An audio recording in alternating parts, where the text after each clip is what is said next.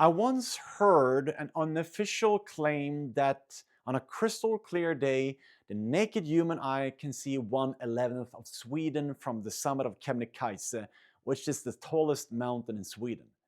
1/11th. I mean, that stopped me. Sweden stretches roughly 1,600 kilometers from south to north. It's up to 500 kilometers wide. Its total surface area is around 450,000 square meters. So the question becomes obvious. Can you really see the 1/11th of an entire country from a mountain that rises just 2,000 meters above sea level? And if that claim is wrong, how much can you actually see? And what happens when we scale this question? How much Earth can you see from Mount Everest, from space itself? In this episode, we break it down. Together with a mathematician and physics teacher, we calculate how much of our planet the human eye can actually see from mountains and beyond.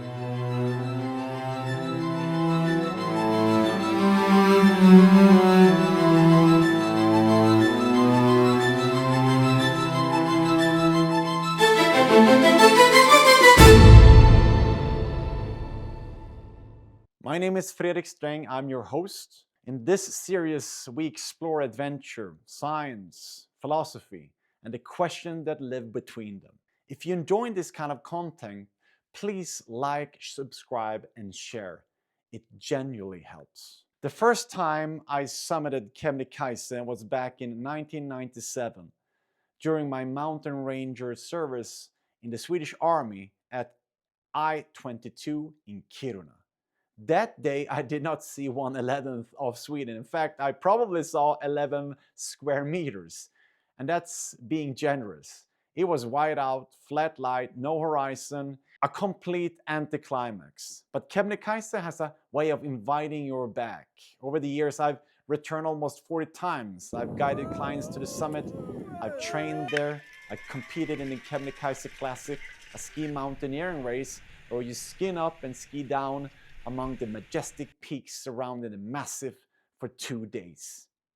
Summiting Kebnekaise is a realistic goal even for beginners. And when I take customers there, our trips usually last 4 days.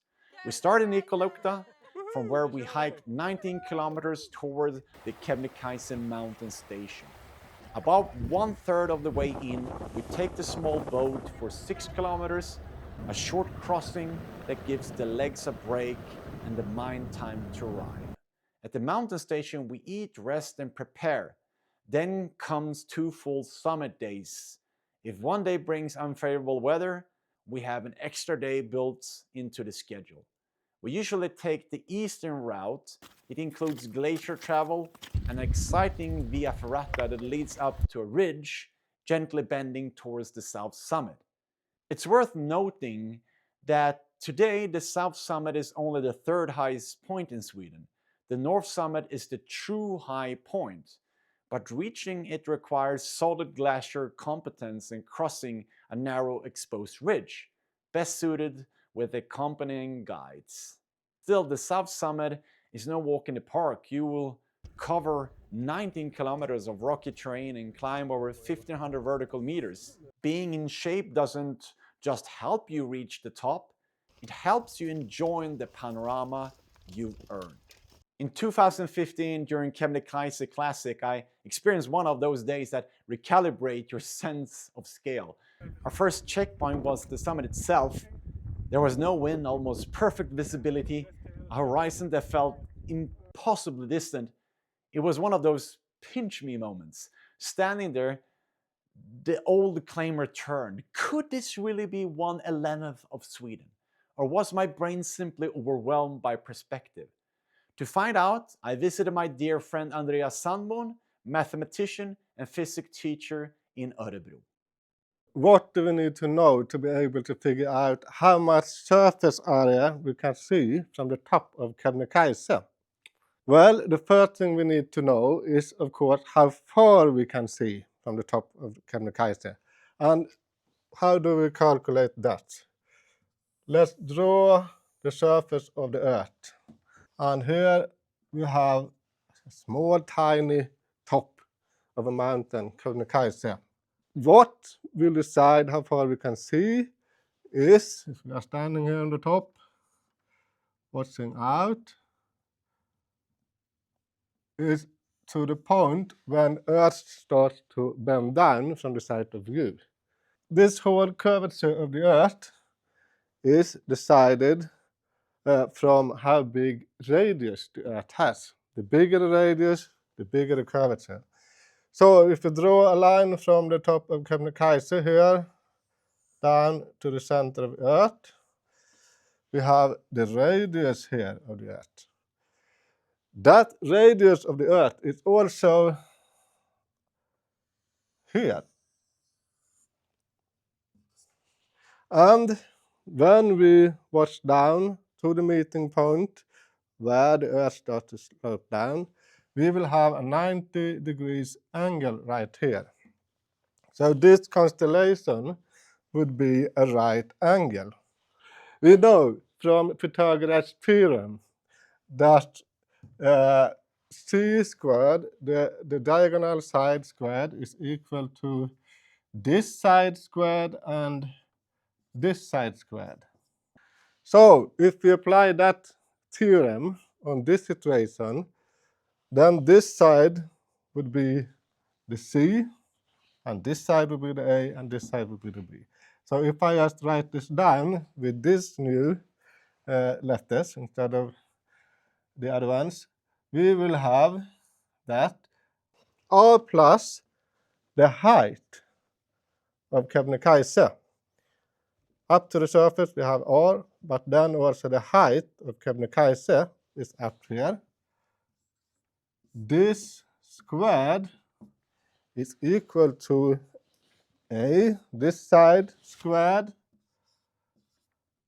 and this side. What is actually the length of sight? What we need to know, squared. And if we then lift out and isolate this, what we want to calculate on one side, and put the other equations on the other side, we will have LS squared is equal to R plus H squared minus R squared. And this is then equal to R2 plus 2RH plus H2 minus R2. Finally, we will have a formula. This will be the square root of all that is under here. This will go away, and we will have 2 times R times H plus H squared. Now we have a formula so we can calculate this length of sight. So now then, we have a formula to calculate the length of sight. We need to know the radius of the Earth and also the height of Kebnekaise. So R is radius, and the radius of the Earth is 6,731 kilometers. And the height of Kebnekaise is 2.097 kilometers. So then we put these numbers into the formula. We will have that the length of sight is 2 times 6,731 times 2.097 plus 2.097 squared, which would be 163 kilometers. This length of sight then, what is this number, will decide how big is the circle around the top of Kebnekaise that we will see. And to use that, you can simply take the formula for the surface area of a circle. Area of a circle is P times R squared, and in this case, it is LS, what is the radius. and then we will have the surface area. And then we are imagining that we are viewing Kebnekaise's top as a point, and the length of sight here is how far the area around Kebnekaise we will see. And if we use the formula then, it is P times 163 squared. Approximately, but we round it off to a kilometer, square kilometer, 83,469 square kilometers. That is the surface area we can see theoretically from the top of Kebnekaise. Before we talk about surface area, we need to talk about distance to the horizon. What limits our view is not eyesight, but the curvature of the Earth. From a height of 2,100 meters, the geometric horizon lies about 160 to 170 kilometers away under ideal conditions. That creates a circle of visibility with a radius of roughly 165 kilometers. But there's a crucial complication.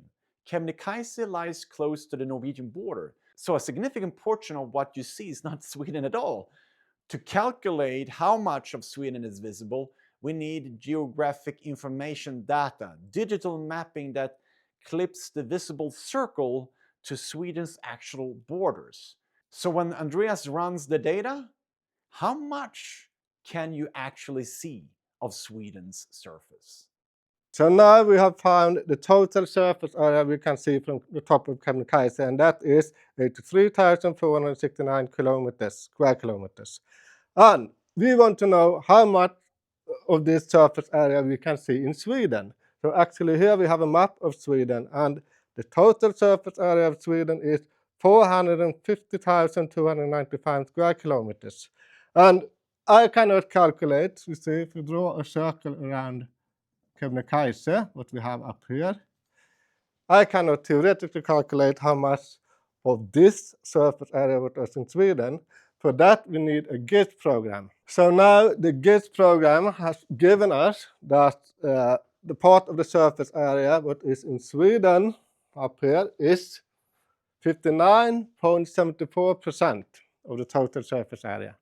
And if we use that to calculate how many square kilometers that would be in Sweden, then we will have 0.5974 times 83,469 square kilometers, and that is approximately 49,864 square kilometers is in Sweden.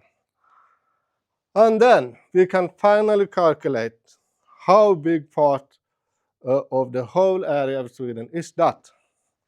Then we need to divide 49,864 with 450,295, and we will have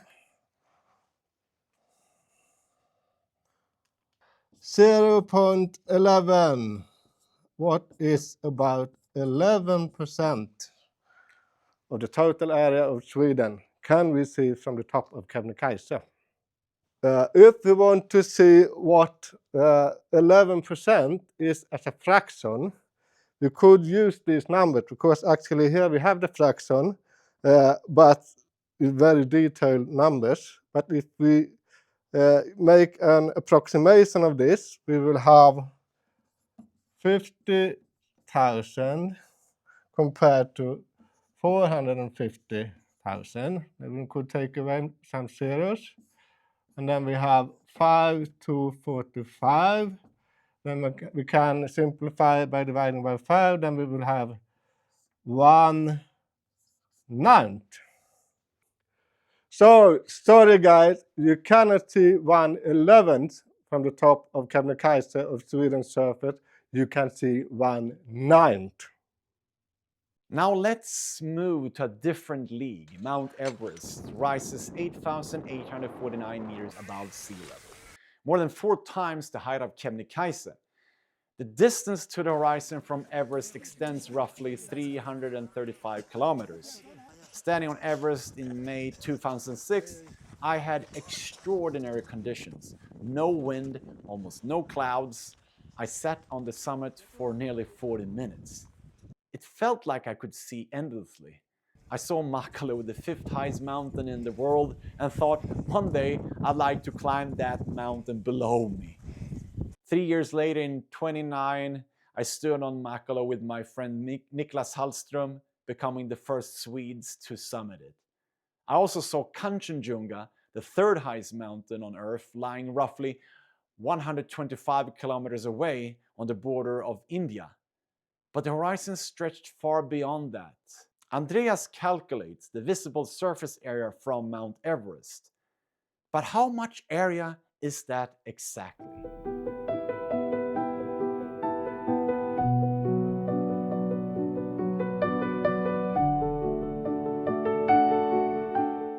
I've been to 7 continents and over 90 countries, but I've never been to space. Someone who has is Christer Fuglesang. From low Earth orbit around 400 kilometers up, you can see roughly how much, Andreas?